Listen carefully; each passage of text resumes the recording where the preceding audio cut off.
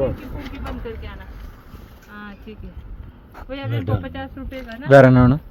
मटर और वो मिक्स करके कैरेट कैरेट 4 किलो। गाजर दीजिए। कितनी चाहिए? 250।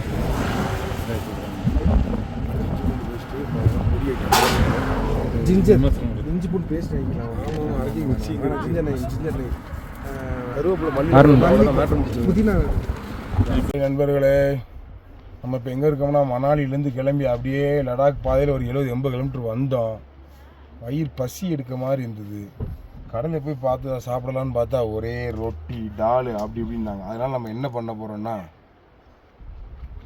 சமையல் பண்ண போகிறோம். கேஸ் இங்கே இருக்குது, சமையல் ஜாமான் அங்கே இருக்குது, கறி சிக்கன் எல்லாம் வாங்கியாச்சு. அதே மாதிரி நீங்கள் பாருங்கள், மெயின் ரோடு அது. நாங்கள் காரை எங்கே ஏற்றி விட்ருக்கோம் பாருங்கள். இங்கே கேட்டோம் பண்ணலாமான்னு. பண்ணுங்க, ஆனால் சமைக்கிற எதையும் குப்பையை எங்கே போட்டுறாதீங்க, நீங்களே எடுத்துகிட்டு போயிருங்கன்னு சொன்னாங்க. சரின்னு சொல்லியாச்சு. வண்டியை ஏற்றி விட்டாச்சு. இப்போ சமையல் ஆரம்பிக்க போகிறோம். இவ்வளோ நாள் நாங்கள் கடையில் சாப்பிட்டு சமையல் பண்ணி சாப்பிட்றது ஒரு அருமையான சாப்பாடாக இருக்கும். இந்த மாதிரி அனுபவம் உங்களுக்கும் வேணும்னா நீங்களே இந்த மாதிரி ப்ராப்பராக வாங்கிட்டு வச்சுட்டு வந்து பண்ணி சாப்பிடலாம். தண்ணி கூட அங்கே பனியிலேருந்து ஓடுது, தண்ணி வருது. அதை வச்சு பாத்திரம் கட்டணும், நாங்கள் கழுவிடுவோம். அது மாதிரி நீங்களும் இதே மாதிரி வரும்போது பக்கா ப்ரிப்பரேஷனோடு வந்தீங்கன்னா அப்பப்போ உங்களுக்கு ஒரு சேஞ்சு கொஞ்சம் நல்லாயிருக்கும்.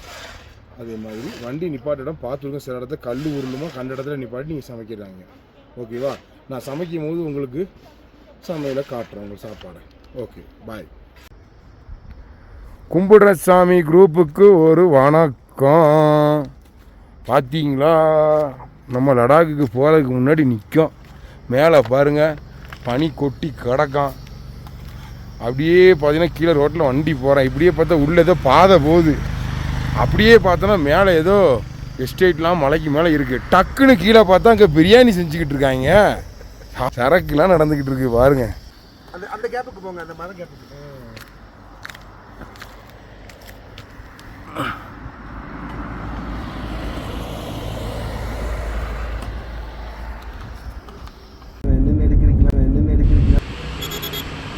ஒரு வழியாக சமைச்சு சாப்பிட்டு கிளம்பியாச்சுங்க. ஆனால் சமையல் சாப்பாடு கொஞ்சம் சுமார் தான். ஏன்னா மசாலா இவங்களுக்குள்ள மசாலா எண்ணெய் வேறு கடுகு எண்ணெய். ஆனால் உடம்புக்கு நல்லதான், நம்ம டேஸ்ட்டுக்கு செட் ஆகலை. அதனால் ஒரு வழியாக அரையும் குறையமாக சாப்பிட்டு கிளம்பிட்டோம். மதியம் நிப்பாட்டின இப்போ ஈவினிங் ஆகிட்டு ரொம்ப நேரம் நாங்கள் டயத்தை போய்கிட்டோம். லடாக் இன்றைக்கி போக முடியாது, ஏன்னா டிஸ்டன்ஸ் ரொம்ப லாங்கு அது. அதனால் எவ்வளோ தூரம் போக முடியுதோ போயிட்டு அப்படி நைட்டு ஹால்ட் பண்ண வேண்டியிருக்கும். பண்ணிவிட்டு அப்படி போவோம். ஆமாம், அப்படி கண்டினியூவாக பாருங்கள். என்னென்னு எதுவும் வேறு எதுவும் இம்மீடியட் எதுவும் காமிக்கக்கூடிய எதுவும் டிஃப்ரெண்ட்டாக எதுவும் இருந்துச்சுன்னா கண்டிப்பாக அதை உங்களுக்கு சொல்கிறோம்.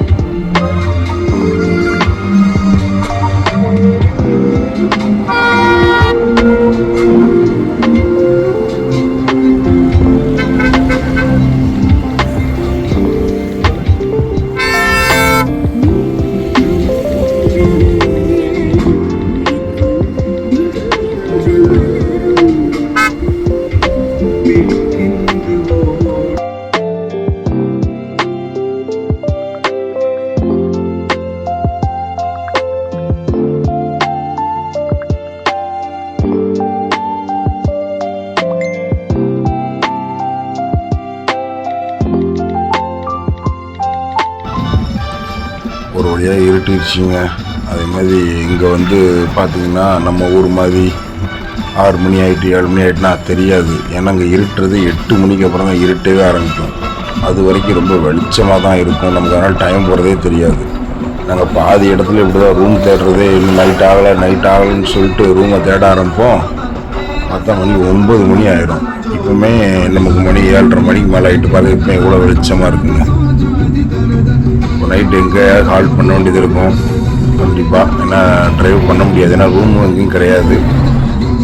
அது எங்கன்னு பார்த்துட்டு நாங்கள் சொல்கிறோம். காலையில் கண்டினியூ பண்ணுறோம். நைட் ஆயிடுச்சு. ஆமாம், எவ்வளோ தூரம் ட்ராவல் பண்ணுறோங்கிறது தெரியல. அது என்னென்னு பார்த்துட்டு சொல்கிறோம்.